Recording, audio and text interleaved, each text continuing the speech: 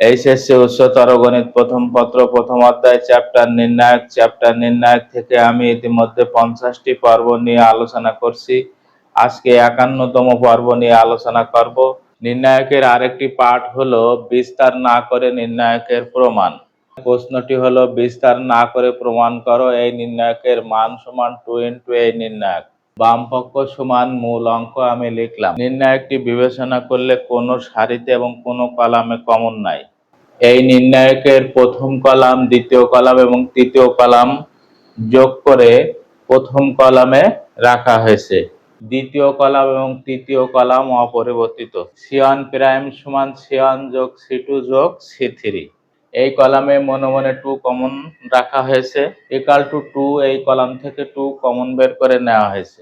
তাহলে এই নির্ণায়কের প্রথম কলামের ভুক্তিগুলো লিখে দেওয়া হলো। দ্বিতীয় কলাম এবং তৃতীয় কলাম অপরিবর্তিত থাকলো, ইকুয়াল টু 2। দ্বিতীয় কলাম থেকে প্রথম কলাম বিয়োগ করা হয়েছে, তৃতীয় কলাম থেকে প্রথম কলাম বিয়োগ করা হয়েছে, যার ফলাফল প্রথম কলাম থেকে সি প্লাস এ বাদ দিলে মাইনাস বি থাকে, আর প্লাস পি বাদ দিলে মাইনাস কিউ থাকে, জেড প্লাস এক্স বাদ দিলে মাইনাস ওয়াই থাকে। তৃতীয় কলামের ক্ষেত্রে এ প্লাস বি প্লাস সি থেকে এ প্লাস বি বাদ দিলে মাইনাস সি থাকে। দ্বিতীয় ভুক্তি থেকে পি প্লাস কিউ বাদ দিলে মাইনাস আর থাকে।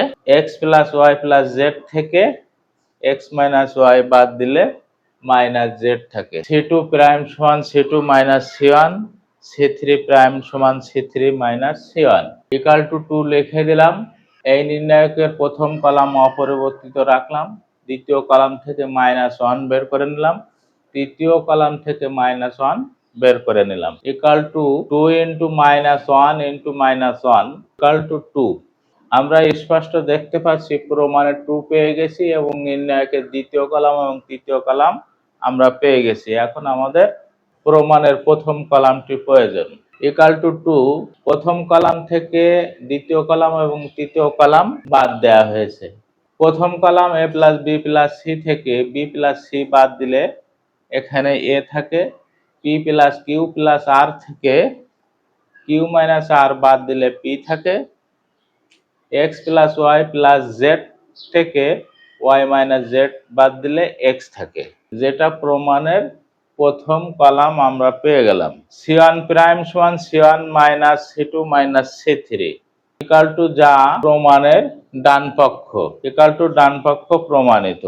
বিশেষ দ্রষ্টব্য পর্ব 29 ভালো করে দেখো। পর্ব 29 ভালো করে দেখলে বিস্তার না করে প্রমাণ সম্পর্কে আইডিয়া আরো অনেক সুন্দর ভাবে পাওয়া যাবে। বিস্তার না করে প্রমাণ করার অর্থ হলো, আমরা যে এর আগে বিস্তার করে প্রমাণ শিখেছি, অ্যান্সার বের করা শিখেছি, সেখানে আমরা নির্ণায়কের ভিতরে যোগ বিয়োগ গুণ ভাগ সবই করেছি। সেখানে 4টে কথা মূল্যবান ছিল যোগ বিয়োগ গুণের ক্ষেত্রে। যেমন কোনো সারি বা কলামে যদি আমরা গুণ করেছি কোনো রাশি দ্বারা, তাহলে সেই রাশি দ্বারা আবার নির্ণায়কের বাইরে ভাগ করেছি।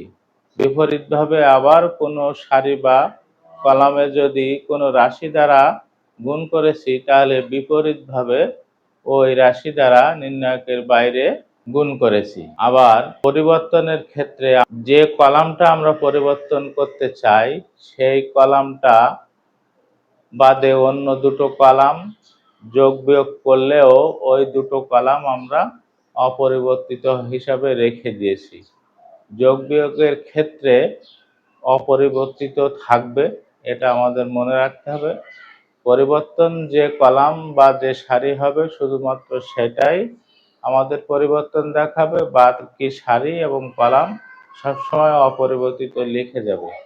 লিখে দিয়ে এভাবে আমাদের ক্যালকুলেশনের দিকে আগাতে হবে, তাহলে আমরা বিস্তার না করে প্রমাণ আমরা সহজে করতে পারবো। আমাদের সবসময় খেয়াল রাখতে হবে যে আমরা যত গ্রামার শিখেছি এর আগে নির্ণায়কের, সবগুলো গ্রামার সম্পর্কে আমাদের আইডিয়া রাখতে হবে, তাহলে আমরা সহজে বিস্তার না করে প্রমাণ করতে পারবো ইনশাল্লাহ।